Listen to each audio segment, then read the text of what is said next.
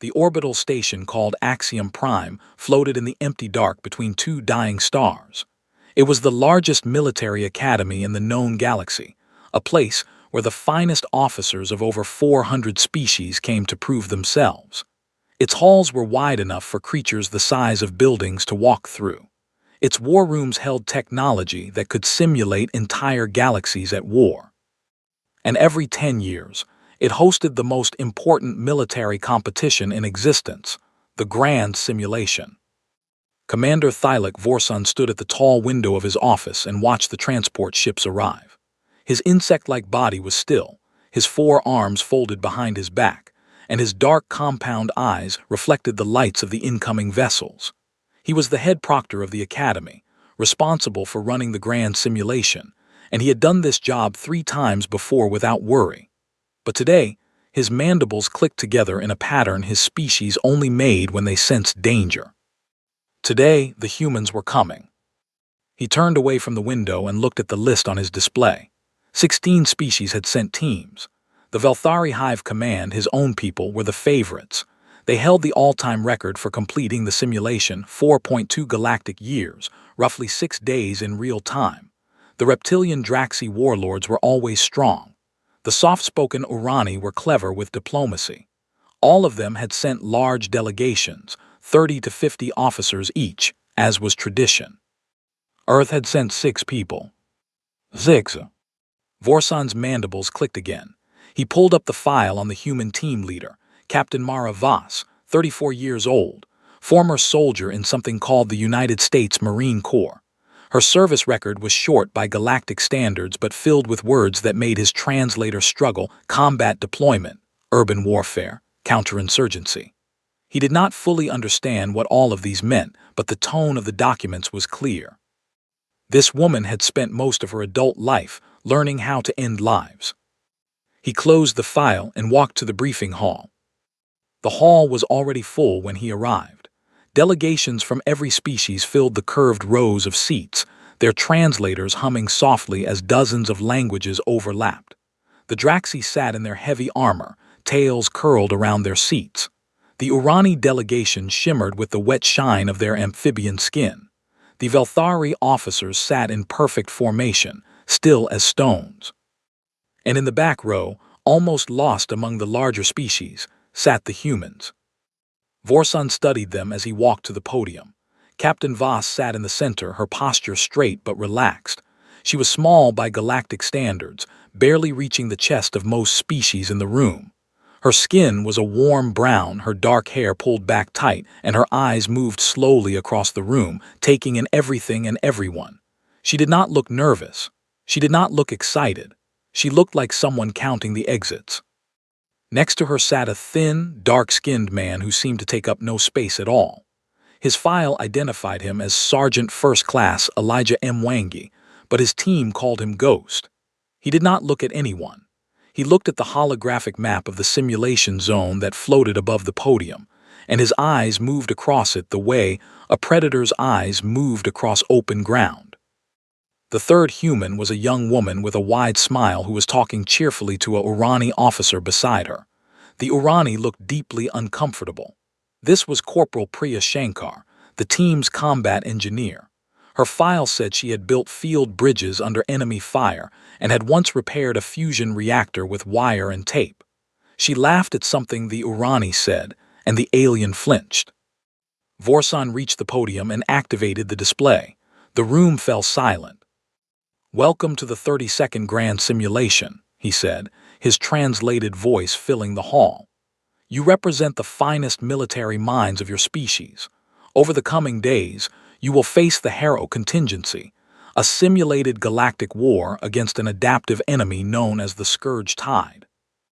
The holographic map expanded, showing a galaxy filled with red zones and flashing threat markers.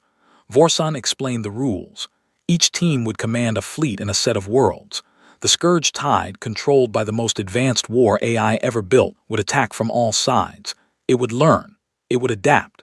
It would get stronger with every passing year of simulated time. The simulation covered 10 years of warfare. No team had ever completed it in less than 6 real-time days. Most teams lasted 2 to 3 weeks. Some never finished at all. Your starting positions have been assigned by random selection, Vorsan said, though everyone in the room knew the selection was not entirely random. When the positions appeared on the display, the room reacted. The Velthari had received a strong central position with good supply lines. The Draxi had a fortified sector with natural chokepoints. The Urani had a cluster of allied worlds. The humans had been given the Rim sector, a scattered collection of poorly defended border worlds on the edge of Scourge territory. It was, by any measure, the worst position in the simulation. The kind of position that was given to teams no one expected to survive the first simulated year. A low murmur passed through the hall. Some of it was sympathetic, most of it was not. Vorsan watched the humans carefully. He expected frustration, perhaps anger, perhaps a formal complaint.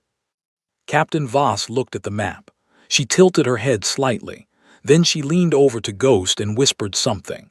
Ghost studied the map for 3 seconds, then nodded once. Shankar glanced at the map, shrugged, and went back to trying to make conversation with the terrified Urani beside her. That was it, no complaint, no reaction, just a whisper, a nod, and a shrug. In the front row, Ambassador Yilin of the Urani watched the humans with her wide, membrane-covered eyes. She was the diplomat who had fought to bring Earth into the Galactic Union 5 years ago. She had told the Council that humans were spirited but manageable. She had believed it at the time. Now, watching Voss study that terrible map position with the calm focus of a surgeon examining a patient, she was not so sure.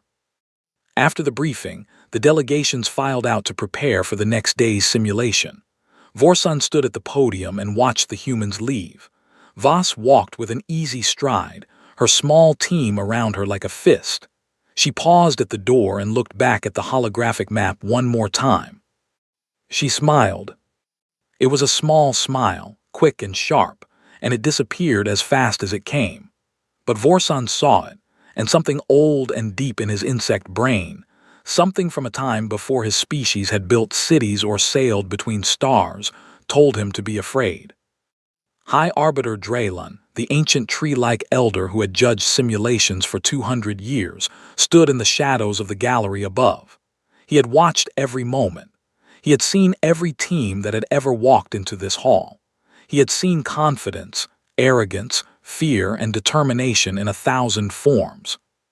He had never seen what he saw in the eyes of Captain Mara Voss. It was not confidence. Confidence was hopping you would win. What he saw in the human's eyes was something far older and far more dangerous. It was certainty. He settled his ancient roots into the floor and prepared himself. Tomorrow, he suspected, was going to be unlike anything the galaxy had ever seen. He was right, but even he could not have guessed how right he was. The Grand Simulation Chamber was a cathedral of war. It sat deep in the heart of Axiom Prime, a circular room large enough to hold a starship, with 16 raised command platforms arranged around a central holographic display the size of a small moon. Each platform held a team and their equipment. Above them, a glass-walled gallery allowed hundreds of observers to watch every move. The chamber hummed with energy as the 16 teams took their positions. Officers adjusted their displays, checked their fleet assignments, and spoke in low, focused voices. The Velthari moved with mechanical precision, their insect bodies clicking as they arranged themselves in their famous diamond formation, a command structure they had used for 1,000 years. The Draxi growled orders at each other, their heavy tails thumping the floor as they prepared defensive strategies. The Urani murmured together in their wet, musical language, already planning which simulated factions they would try to turn into allies. On Platform 16, the furthest from the center and the smallest in the room, the 6 humans set up their equipment in silence. Voss stood at the main display. Ghost sat behind her at a secondary console. Shankar crouched under the platform's power unit and made adjustments no one had asked her to make. The other 3 members of the team, Lieutenant Park, Specialist Okafor, and Sergeant Reeves, took their positions without a word. They did not speak because they did not need to. They had trained together for 2 years. They communicated in glances, nods, and the small movements of hands. High Arbiter Draylen activated the simulation from his seat in the gallery. His deep, wooden voice echoed through the chamber. The Harrow contingency begins now. The central holographic display exploded into light. A galaxy appeared, billions of stars, thousands of habitable worlds, and spreading across the eastern spiral arm like a dark stain, the Scourge tide. Red markers showed enemy fleets, enemy bases, enemy factory worlds churning out warships. The scale was staggering. This was not a small battle. This was a war that spanned light years, and the AI that controlled the enemy had been designed by the greatest minds of 12 species over 40 years. It learned, it adapted, it did not make the same mistake twice. The teams began to move. The Velthari launched their opening strategy, a careful, methodical advance along 3 axes, supported by supply lines and reserve fleets. It was elegant and efficient. The Draxi fortified their sector, building layered defenses that would take years to break through. The Urani sent diplomatic envoys to neutral simulated civilizations, building a coalition. On Platform 16, the humans did nothing. Minutes passed, 3 minutes, 5 minutes, 7 minutes. The human display remained nearly dark. No fleet movements, no orders issued, no strategy visible. In the gallery, observers began to whisper. A Draxi general laughed, a deep rumbling sound. "The Deathworlders are frozen," he said to his aide. "The scale has overwhelmed them. Their little predator brains cannot process a war this large." Commander Vorsan watched from the Proctor's station. He did not laugh. He studied the human platform with his compound eyes and noticed something the others missed. The humans were not frozen. Their hands were moving. Voss was entering commands, hundreds of them, but they were not fleet orders. They were small, targeted queries sent directly into the simulation's framework. She was poking the enemy AI, testing it. Sending single ships on suicide runs into Scourge space and watching how the AI responded. She was not playing the game. She was reading the game's mind.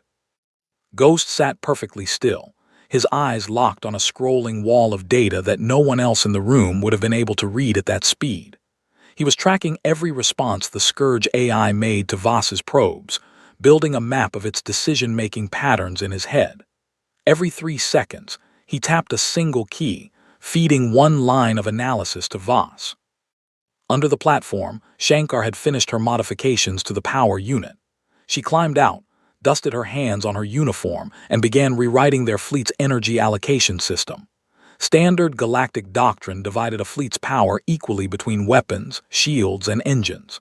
Shankar deleted the entire system and rebuilt it from scratch.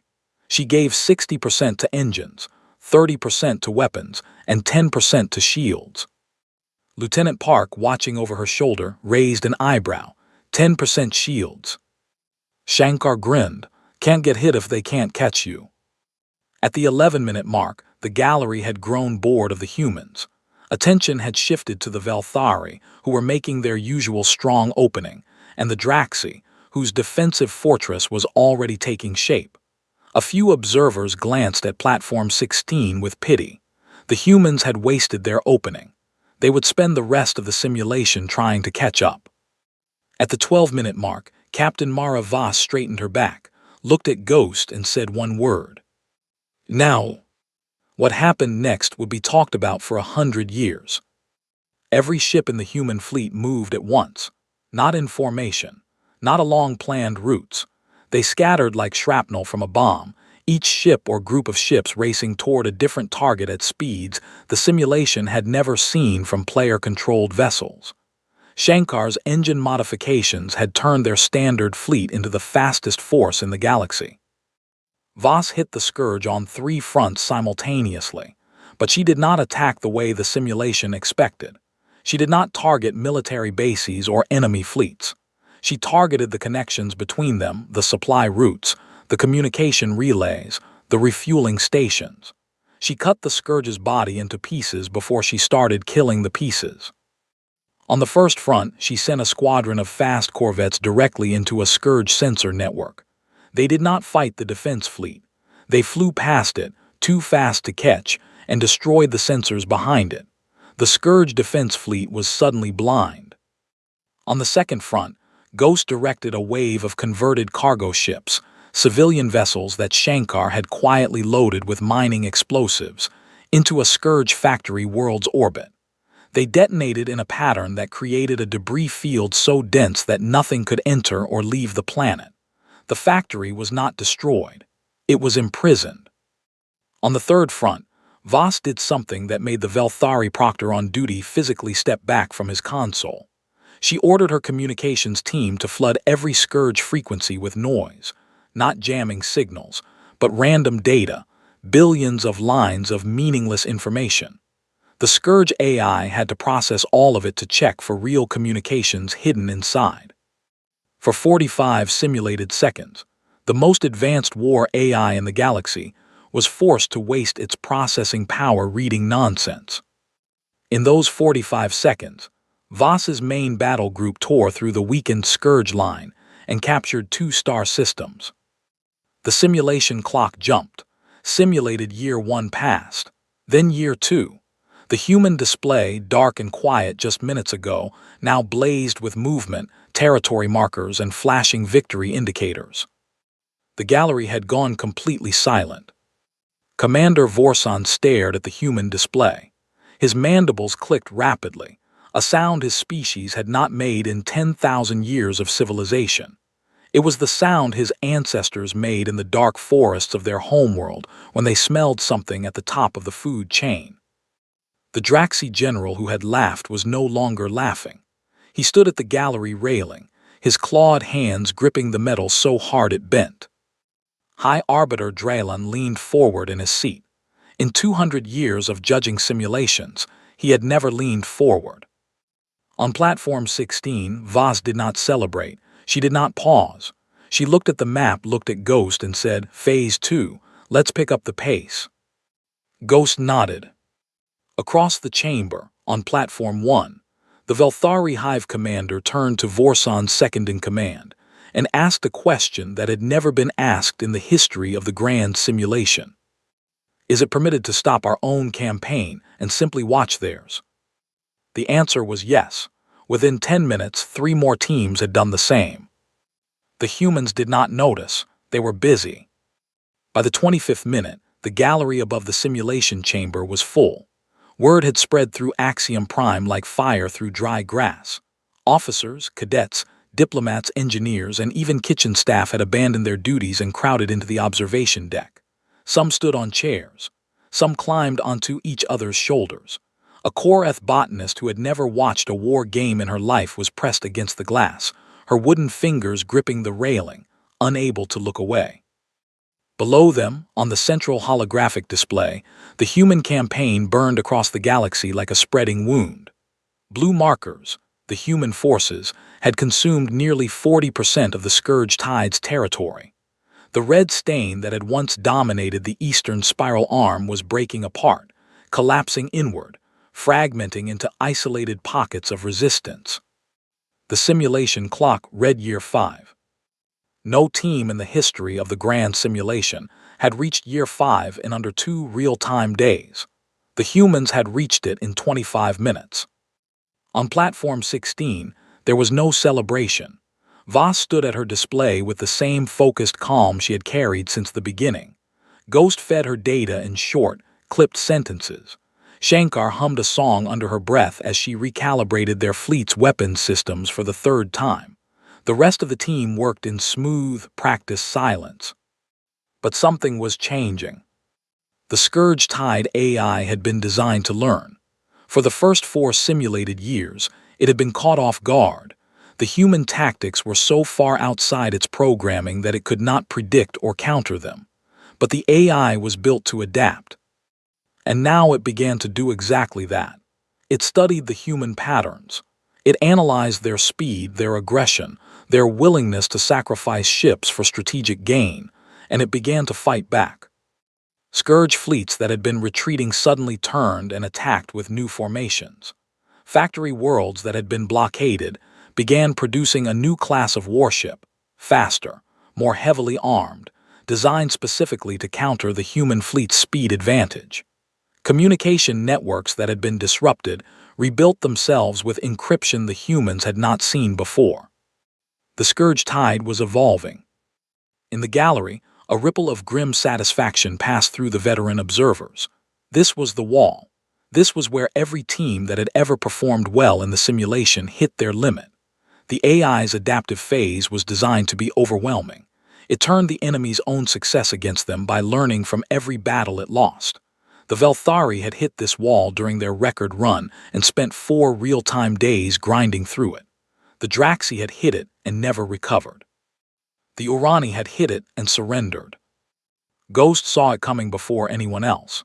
He had been tracking the AI's behavioral shifts since the simulation began, and at the 26th minute, he leaned forward and spoke his first full sentence of the day. "It is adapting to our speed and aggression. It is building counters. Within 2 simulated months, it will be able to match our fleet movements." Voss nodded. She had expected this. She turned to her team and said, "New doctrine. I am calling it controlled annihilation. Here is what we are going to do." What she described next made several alien military theorists in the gallery feel physically sick. First, she ordered a retreat. Not a fighting retreat, not a strategic withdrawal, a full, visible, obvious retreat from 2 star systems her forces had captured in the early push. She pulled every ship out and left the systems undefended. The Scourge AI, seeing an opportunity, rushed in to reclaim them. Its adaptive algorithms recorded this as a success. The humans were vulnerable to counterattack. The humans could be pushed back. The AI adjusted its entire strategic model around this new information. This was exactly what Voss wanted. She had fed the AI false data. She had shown it a weakness that did not exist, and the AI had believed it because the AI was designed to learn from what it observed. It could not imagine that a commander would deliberately lose territory as a trick. No species in the history of the simulation had ever done this, because no species thought of war as something you could lose on purpose. Second, she split her remaining forces into 8 independent groups, each commanded by a member of her team with full authority to make their own decisions. This was unheard of. Every alien military doctrine in the galaxy was built on hierarchy. Orders flowed from the top down, and no subordinate acted without approval. The idea of giving a sergeant the same command authority as a captain in the middle of a war was, to most species, insanity. But humans were not most species. Humans had spent thousands of years fighting wars on a world where communication could fail at any moment, where officers died and sergeants had to become generals overnight, where the soldier on the ground often knew more about the battle than the commander behind the lines. They had built their entire military philosophy around a simple idea: trust the person closest to the problem. The 8 human groups spread across the galaxy like the fingers of an opening hand. Each one operated independently, hitting different targets, using different tactics, adapting to local conditions without waiting for orders. The Scourge AI, which had just recalibrated itself to fight a single, centralized enemy, suddenly faced 8 different enemies fighting 8 different wars. Third, and this was the part that made the aliens sick, Voss revealed what she had done to the 2 systems she had surrendered. Shankar had rigged them. In the hours of simulated time between the human conquest and the human retreat, Shankar's engineering teams had buried devices deep in the planet's crusts. They had destabilized orbital mechanics, planted gravity generators in asteroid fields, and turned the system's own stars into weapons by positioning reflective satellites that could focus solar energy into concentrated beams. When the Scourge fleets poured into the 2 systems to reclaim them, celebrating their victory, Voss gave a single order. The systems came alive. Gravity wells twisted and tore at Scourge ships. Asteroid fields collapsed inward like closing jaws. Focused solar beams cut through hull armor like hot wire through plastic. The Scourge lost more ships in those 2 systems in 10 simulated minutes than they had lost in the entire previous 4 years of the war. The gallery erupted. Aliens shouted in a dozen languages. A Velthari officer dropped his data tablet. The Draxi general, who had been watching in stunned silence since the 12-minute mark, slammed his fist on the railing and roared, not in anger, but in something closer to religious awe. But the most significant reaction came from the Scourge AI itself. It retreated. Not a tactical withdrawal from one sector, not a repositioning of forces. The Scourge tide pulled every ship, every station, every asset out of the entire northwestern quadrant of the galaxy and fell back behind its core defensive lines. The simulation's programmers were called to the chamber. They ran diagnostics on the AI, checked its code, verified its decision trees. Everything was functioning correctly. The AI had simply calculated that engaging the humans in open territory had a 0% survival probability. It had concluded that the only rational response was to abandon a quarter of the galaxy and consolidate. In 200 years, the Scourge AI had never retreated from an entire quadrant. It had been designed to be relentless, to always push forward, to never give ground willingly. The humans had not just beaten it, they had taught it fear. Ambassador Yilin sat in the gallery with her hands pressed against her face. Her membrane-covered eyes were wide and wet. A colleague from the Urani diplomatic corps leaned over and whispered, "Are you all right?" Yilin lowered her hands slowly. "I brought them into the Union," she said. Her voice was barely a whisper. "I told the Council they were spirited but manageable. I said they would be good allies." She looked at the holographic display, where the blue markers of the human campaign were spreading like a wound across the galaxy. "Stars, forgive me. I had no idea what I was vouching for." Below, on Platform 16, Voss allowed herself one small moment.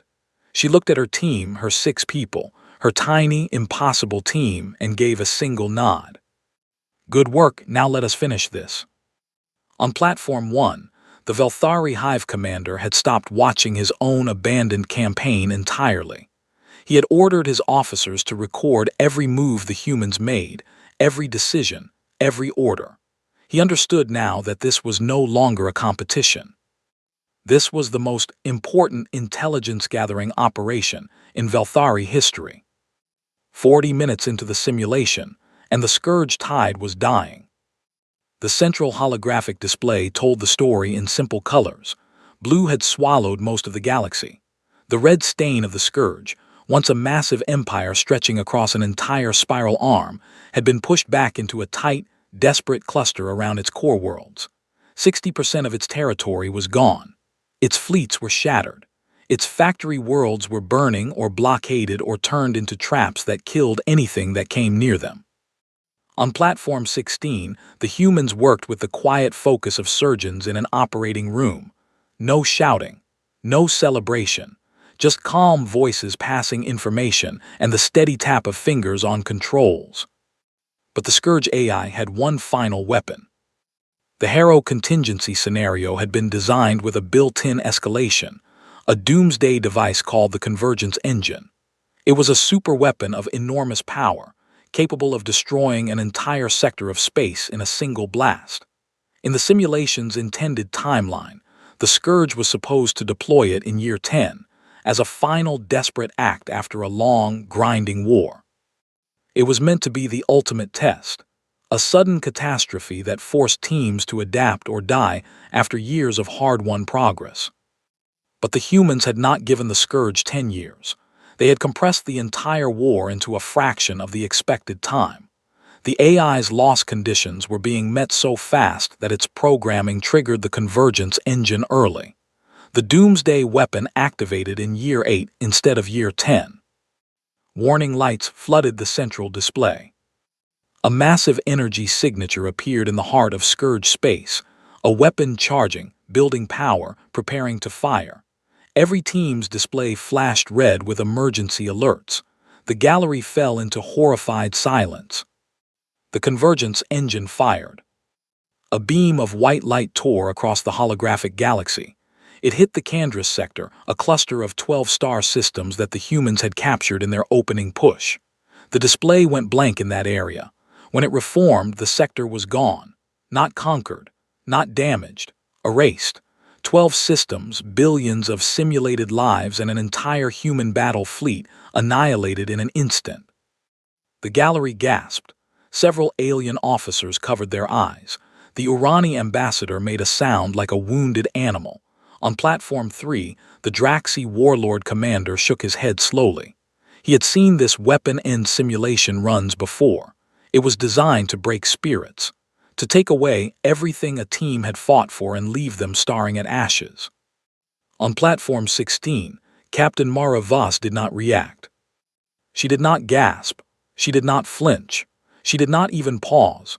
She continued entering commands into her console at the same steady pace as if nothing had happened.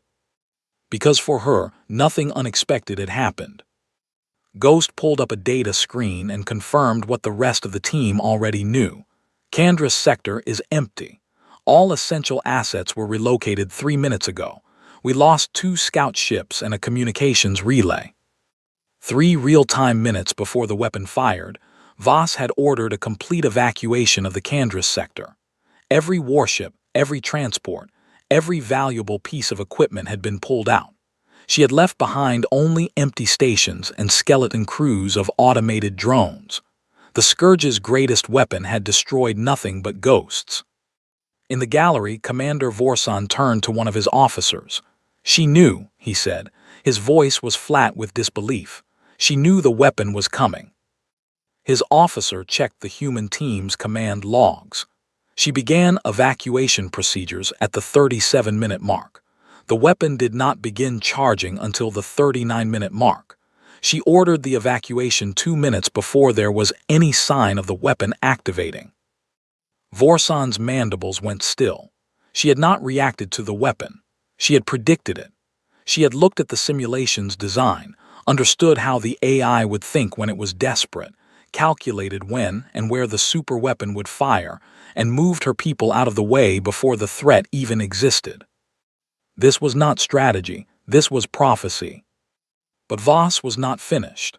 The convergence engine had fired, and now it needed time to recharge.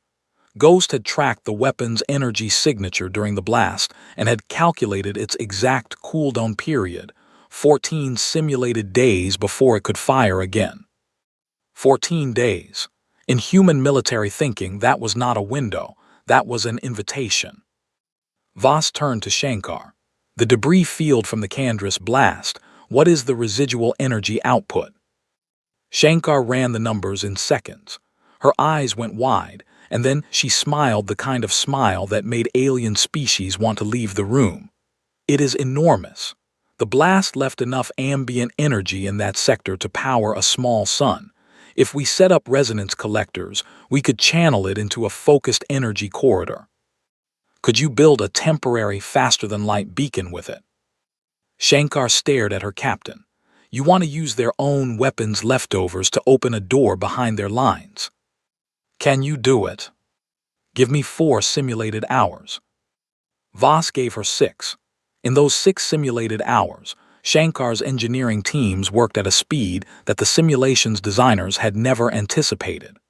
They harvested energy from the debris of the Scourge's own superweapon, constructed a makeshift FTL beacon, and opened a short-range jump corridor that deposited the entire human battle fleet directly behind the Scourge's core defensive network.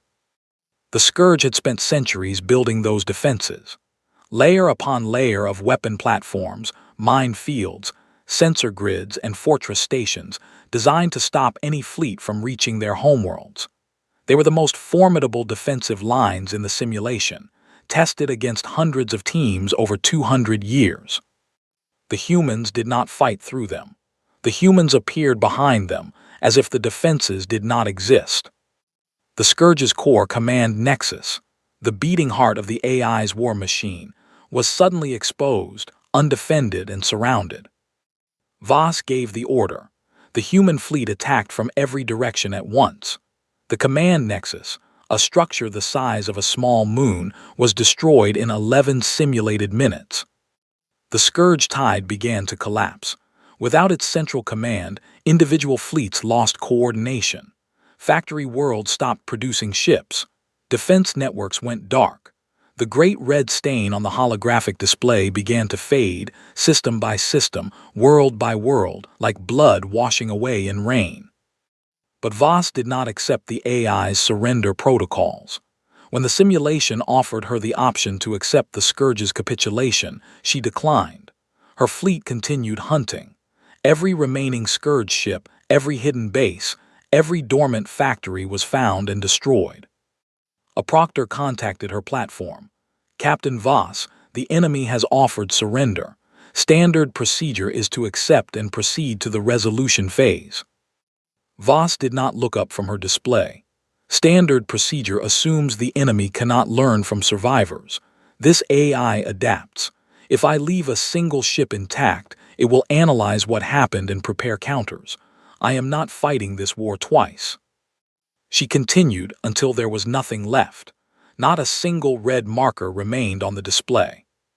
On Platform 7, the Draxi warlord commander, a veteran of real wars, a species famous across the galaxy for their love of battle and their willingness to use force without hesitation, set down his command tablet gently on his console. His second-in-command looked at him with concern. "Commander, are you well?" The old Draxi was quiet for a long time. When he spoke, his voice was low and thoughtful, a tone his subordinate had never heard from him before. "I have spent my life believing the Draxi understood war. I was wrong. We understand violence. We understand rage and strength and the joy of crushing an enemy." He looked at Platform 16, where Voss was calmly reviewing her final operations. "That woman understands war, real war, the kind that does not end until the enemy is not just defeated but erased. The kind that is not fought with anger but with patience and mathematics, and a willingness to do whatever is necessary, no matter how terrible." He paused. "We are not warriors, we are brawlers. She is a warrior." High Arbiter Drelon, sitting in his ancient seat above the chamber, opened a private communication channel to Ambassador Yilling.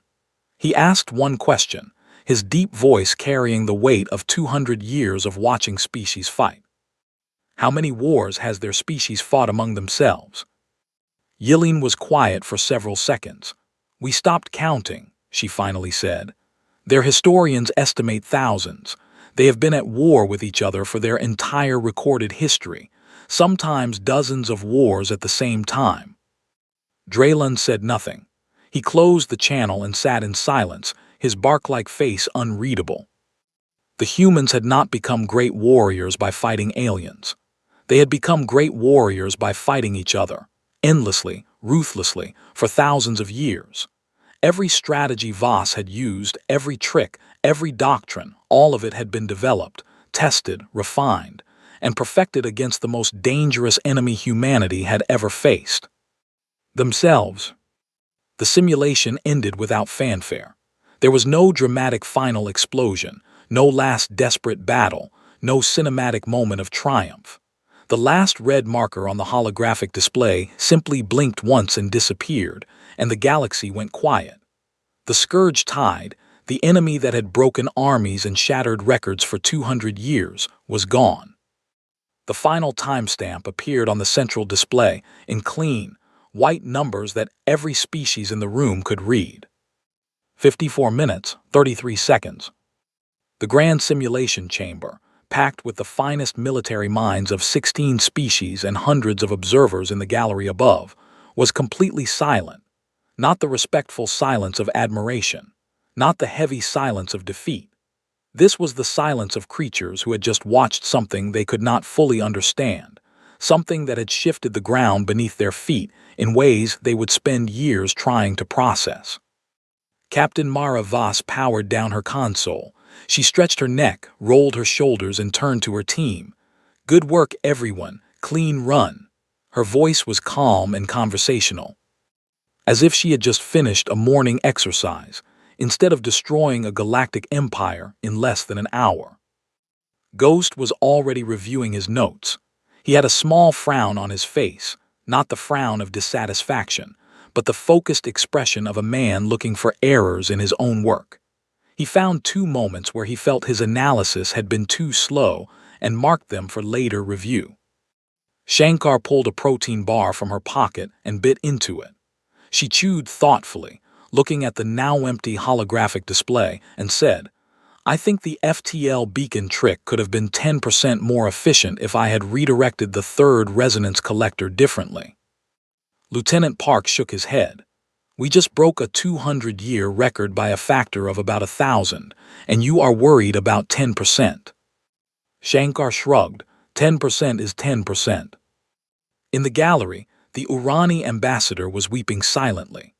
Her diplomatic attaché handed her a cloth to dry her membrane-covered eyes, unsure whether the tears were from awe, fear, or some combination of both that the Urani language did not have a word for. The Draxi delegation stood in rigid silence. Their commander had not moved since putting down his tablet. His officers waited for him to speak, to process what they had seen, to give them context. He said nothing. There was nothing to say. The Velthari Hive commander finally looked away from Platform 16 and faced his own officers. They stared at him with their compound eyes, waiting. He reached over and deleted every file from their own abandoned simulation campaign. "None of this matters anymore," he said quietly. "Everything we thought we knew about warfare is wrong." High Arbiter Draylan rose from his seat. This simple action drew every eye in the chamber. The ancient Korath moved slowly, his bark-covered limbs creaking as he descended from the gallery to the chamber floor. He walked to the center of the room, his roots scraping against the polished metal, and stood before the holographic display. His voice, when he spoke, filled the chamber like the sound of wind through a forest. "The 30-second grand simulation is complete. The Harrow contingency has been resolved by the team representing Earth, under the command of Captain Mara Voss, in a time of 54 minutes and 33 seconds. He paused. The weight of what he was about to say settled over the room. The previous record of 4.2 galactic years, held by the Velthari Hive Command for 80 years, is surpassed. Another pause, longer this time. In my capacity as High Arbiter, I award the human team the Axiom Wreath, the highest honor of the grand simulation." Voss stepped forward and accepted the award, a small crystalline structure that pulsed with soft light, with a polite nod and a simple, "Thank you, Arbiter. It was an honor to participate." Draylan looked at her for a long moment, then he spoke again. "In 200 years of service, I have never found it necessary to create a new designation for any team or any performance. Today, I find it necessary. Let the record show that the human team's achievement is classified as peerless. This designation indicates a performance that is not merely superior to previous records, but exists in a category of its own, separate and apart from all that came before." The word hung in the air, peerless, without equal, without comparison. A word that meant the old records were not just broken, they were made meaningless. The ceremony ended. The delegations began to file out. Some moved quickly, eager to return to their quarters and process what they had witnessed. Others lingered, watching the humans with expressions that ranged from admiration to barely concealed terror. Shankar, protein bar finished, wandered over to a group of Urani engineers who had been watching from the lower gallery. She started talking to them about energy field harmonics with the cheerful enthusiasm of someone discussing a hobby. The Urani engineers listened with the wide-eyed attention of small animals caught in an open field, unable to decide whether to run or stay very still. Ghost had already left the chamber. He found a quiet corridor, sat on a bench, and began writing a detailed report of every decision made during the simulation, including a section titled Errors and Missed Opportunities that was, remarkably, longer than the section titled Successful Actions. He planned to have it ready for the team's review session by evening. Park, Akafer, and Reeves headed for the station's mess hall, talking casually about what to eat. Reeves wanted noodles. Akafer argued for grilled meat. Park suggested they could get both. The most devastating military performance in galactic history had left them with no stronger emotion than hunger. Voss remained in the chamber for a few minutes, speaking with Arbiter Draylan about the simulation's design. She was complimentary and specific.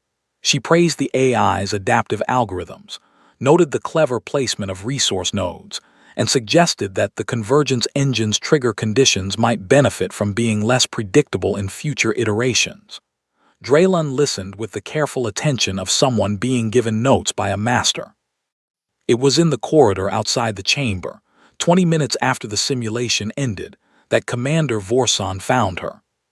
He had been standing there, waiting, gathering the courage to ask the question that had been burning in his mind since the 12th minute. Voss walked out alone, her crystalline award tucked under her arm, and nearly walked past him before he spoke. "Captain Voss." She stopped and turned. "Commander Vorson, thank you for running an excellent event. Your staff was very professional." He looked at her. She was so small, shorter than him by a full body length, thin and fragile-looking, with soft skin that could be cut by a sharp edge and bones that could be broken by a moderate fall. She was made of water and carbon and not much else. She came from a world of earthquakes, hurricanes, volcanic eruptions, predators, parasites, and a star that gave her cancer if she stood in its light too long. Everything about her body was temporary and breakable. And she had just dismantled a war that was designed to be unwinnable. "Captain," he said, and the question cost him more pride than he had ever spent in his life. "In your honest assessment, was the simulation difficult?" Voss looked at him. She studied his face, his compound eyes, his clicking mandibles, the stiff set of his forearms. She recognized the courage it had taken for him to ask, and she respected him enough not to give him a comfortable lie. "The starting position was inconvenient," she said. "The AI was clever for about 6 minutes. The superweapon was a nice surprise. We had expected it around year 9, not year 8. She paused, choosing her next words carefully. "But difficult. No, Commander, it was not difficult, and I think I understand why." Vorson waited. This simulation was designed by people who have never lost everything and had to claw it back with their bare hands. It was built to test species who fight to survive. And that is a reasonable thing to test, because for most species, survival is the goal of war. She met his eyes, her two soft, brown, impossibly calm eyes meeting his dozens of dark, fractured lenses. "Humans do not fight to survive. We figured out surviving a long time ago. Every flood, every famine, every ice age, every extinction event our world threw at us, we survived all of it before we ever built our first city. Survival is not our challenge. It is our starting point." She shifted the crystal award under her arm. "We fight to win. And there is a very large difference between a species that fights because it is afraid to die and a species that fights because it refuses to lose. Your simulation tested the first kind. It was never built for the second." She nodded to him once politely and walked away down the corridor. Her boots made soft, steady sounds on the metal floor. She did not hurry. She did not slow down. She moved with the even pace of someone who had nowhere urgent to be, because wherever she went, she had already won. Vorson stood alone in the empty corridor. His mandibles clicked once, twice, in that ancient pattern his species could not control. The pattern that meant danger. The pattern that meant predator. The pattern that had been coded into Velthari genetics 1,000,000 years ago, when his ancestors hid in the dark and prayed that the thing hunting them would pass by. He activated his private communication channel to the Velthari Hive Council. His message was brief.